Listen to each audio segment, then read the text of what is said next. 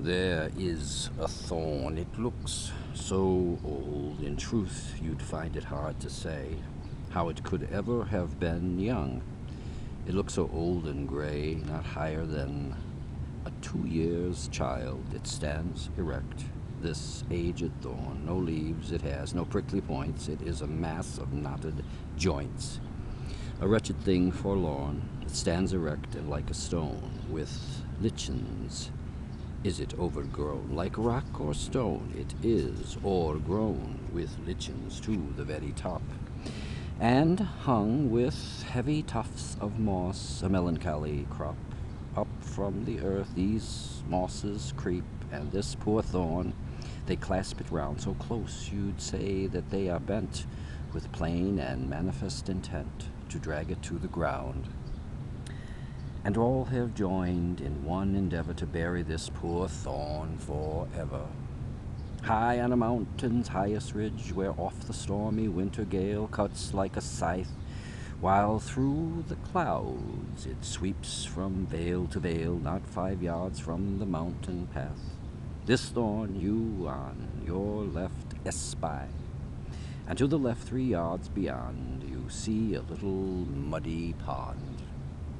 Of water never dry, it measured it from side to side. 'Tis 3 feet long and 2 feet wide, and close beside this aged thorn there is a fresh and lovely sight, a beauteous heap of hill of moss, just 1/2 a foot in height.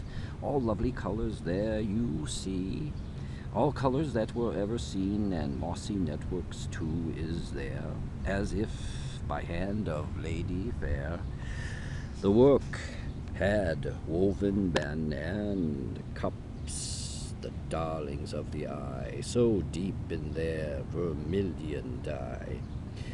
Ah me, what lovely tints are there of olive green and scarlet bright, in spikes, in branches, and in stars, green, red, and pearly white, this heap of earth o'ergrown with moss, which close behind the thorn you see, so fresh in all its beauteous dyes, is like an infant's grave in size, as like can be, but never, never anywhere an infant's grave was half so fair. Now would you see this aged thorn, this pond and beauteous hill of moss, you must take care and choose your time, the mountain when you to cross.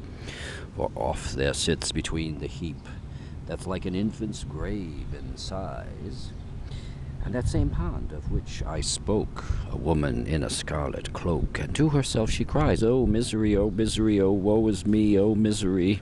At all times of the day and night this wretched woman thither goes, and she is known to every star and every wind that blows, and there beside the thorn she sits when the blue daylight in the skies, and when the whirlwinds on the hill, or frosty air is keen and still, and to herself she cries, oh misery, oh woe is me, oh misery.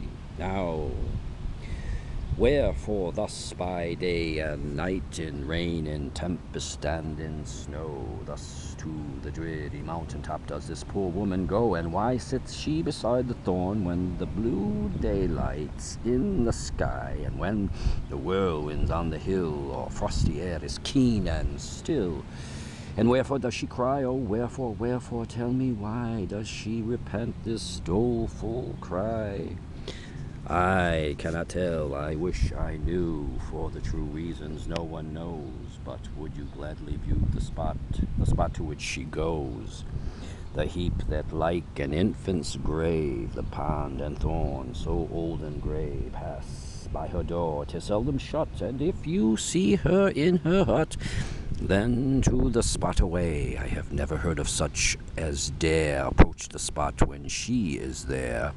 But wherefore to the mountain top can this unhappy woman go? Wherefore star is in the skies, whatever wind may blow? 'Tis now some 22 years since she, her name is Martha Ray, gave with a maiden true goodwill her company to Stephen Hill, and she was blithe and gay, and she was happy and happy still, where'er she thought of Stephen Hill, and they had fixed the wedding day, the morning that must wed them both. But Stephen to another maid had sworn another oath, and with this other maid to church unthinking Stephen went. Poor Martha on the woeful day, a pang of pitiless dismay into her soul was sent. A fire was kindled in her breast, which might not burn itself to rest.